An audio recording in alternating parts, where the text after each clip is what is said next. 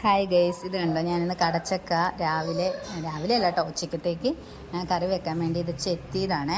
തൊലിയെല്ലാം കളഞ്ഞിട്ട് ഇതാ ചെത്തിയെടുത്തു. പക്ഷേ ഇതിനിങ്ങനെ കര വരണുണ്ട് കേട്ടോ, അതുകൊണ്ടാണ് ഇങ്ങനെ ബ്ലാക്കായിട്ട് കളർ വരണത്.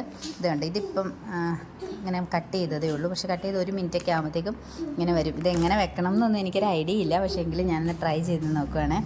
പണ്ട് എൻ്റെ അച്ഛമ്മ ഇങ്ങനെ വെച്ച് തന്നിട്ടുണ്ട്. നല്ല ടേസ്റ്റാണ് കേട്ടോ അത് വറുത്തരച്ച് വെച്ചാൽ. അപ്പം ഞാനൊന്ന് വിളിച്ച് എല്ലാവരോടും ചോദിച്ചതിന് ശേഷം ഇത് എങ്ങനെ വെക്കണേന്ന് പറഞ്ഞു തരാം. ഇത് കണ്ടോ ഗൈസ്, നമ്മുടെ കടച്ചക്ക ഇവിടെ റെഡിയായിരിക്കുകയാണ്. അപ്പോൾ ഞാൻ ഈ അരച്ച് കൊണ്ടുവന്ന അരപ്പില്ലേ, അത് ഇതിലേക്ക് ഒഴിക്കുവാണ് കേട്ടോ. ഈ അരപ്പ് എന്തൊക്കെയാണെന്ന് വെച്ച് കഴിഞ്ഞാൽ, തേങ്ങ വറുത്തരച്ചു, തേങ്ങ, മുളക്, മല്ലി, ഇത്രയും സാധനം വറുത്തരച്ചു കേട്ടോ. പിന്നെ ഇത്തിരി മീറ്റ് മസാല പൊടി ചേർക്കുകയാണ് കേട്ടോ ചെയ്തത്. കാരണം എനിക്ക് മീറ്റ് മസാലയ്ക്ക് അത് കൂട്ടുകൾ എന്തൊക്കെയാണെന്ന് അറിയില്ല, അത് വറുത്തരയ്ക്കാനായിട്ട് അറിഞ്ഞുകൂടാ. അപ്പോൾ അതുകൊണ്ട് ഞാൻ പൊടി ഇടുകയാണ് ചെയ്തത്. അത് ബാക്കിയെല്ലാം വറുത്തിട്ട് അരച്ചു കേട്ടോ. അപ്പോൾ ഇതൊന്ന് തിളയ്ക്കട്ടെ. ഒന്ന് തിളച്ച് വരുമ്പോഴത്തേക്കും നമ്മളിത് ഇവിടെ പാൻ ചൂടായിട്ടുണ്ട്. പാനിൽ എണ്ണ ഒഴിച്ചിട്ടുണ്ട്. പാൻ ചൂടായപ്പോൾ എണ്ണ ഒഴിച്ചതാണ് കേട്ടോ.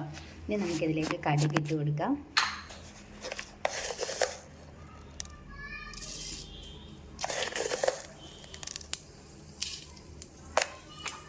കടുക് ഇട്ട് കൊടുത്തിട്ട് കടുക് പൊട്ടി വരുമ്പോഴത്തേക്കും ഞാനിവിടെ ഒരു 2 ചെറിയ ഉള്ളി കേട്ടോ, ചെറിയ ഉള്ളി അരിഞ്ഞ് വെച്ചിട്ടുണ്ട്.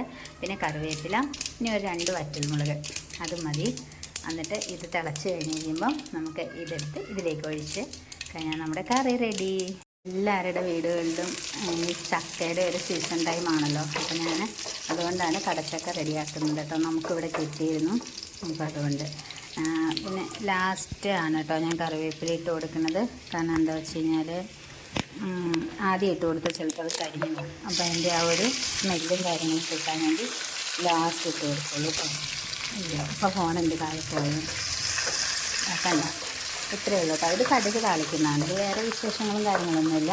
ഇത് ജസ്റ്റ് കടുകൊന്ന് താളിച്ചെടുക്കുകയെന്ന് വെച്ചാൽ, നമ്മൾ കറി വറുത്തരച്ച് വെച്ചതല്ലേ.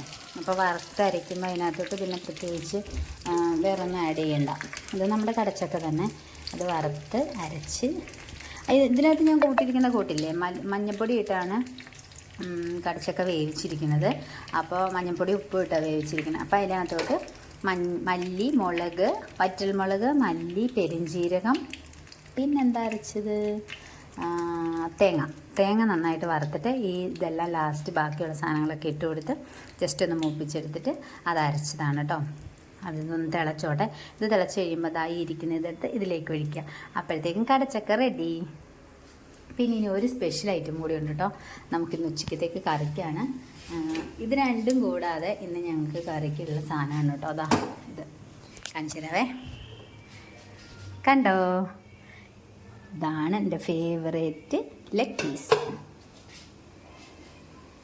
അപ്പോൾ സി യു, ബൈ ബൈ. അടുത്ത വീഡിയോയുമായി കാണുന്നവരേക്കും ബൈ, സി യു.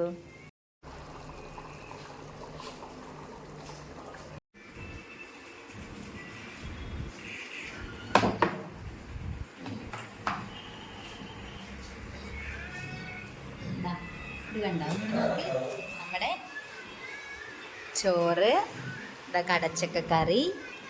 ഞാൻ പറഞ്ഞില്ലേ ഇന്ന് കടച്ചക്ക ആയിരിക്കും എന്ന്. ഇത് കാണാനാട്ടോ, എനിക്ക് ഇത്രയും ചോറ് വേണ്ട.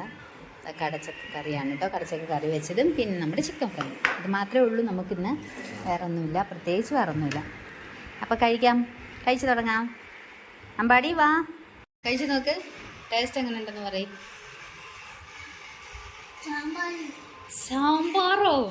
ഞാൻ ഇത്രയും കഷ്ടപ്പെട്ട് കടച്ചക്ക എടുത്ത് വറുത്തരച്ച് വെച്ചിട്ട് ഒരുത്തം കൂടിയിട്ട് പറയാം സാമ്പാറാണ്. ശരിക്കും ഒന്നും കൂടി കൂടി നോക്ക്. ടേസ്റ്റ് എങ്ങനെ ഉണ്ടെന്ന് പറയും. സൂപ്പറാണെന്ന് പറയും. പോടാ, എൻ്റെ കടച്ചക്ക കറി സാമ്പാർ. ഇനി ഞാൻ അടുത്തതേ കഴിക്കാൻ പോവാട്ടോ.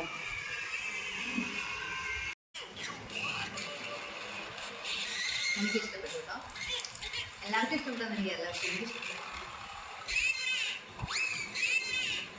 ലേശം ഉപ്പ് കൂടിയിട്ടുണ്ട്. അത് സാരില്ല, അതൊക്കെ നമുക്ക് അഡ്ജസ്റ്റ് ചെയ്യാം. കുഴപ്പമില്ല കേട്ടോ, നല്ല ടേസ്റ്റ് ഉണ്ട്. പണ്ടൊക്കെ ബീഫ് കഴിക്കുമ്പോഴേ, ബീഫ് കഴിക്കുകയല്ലാതെ വീട്ടിൽ ബീഫ് കഴിക്കുന്നു എന്ന് പറയില്ല. ഞാൻ ഇടയ്ക്ക് ബീഫ് കഴിച്ചിട്ടുണ്ട്.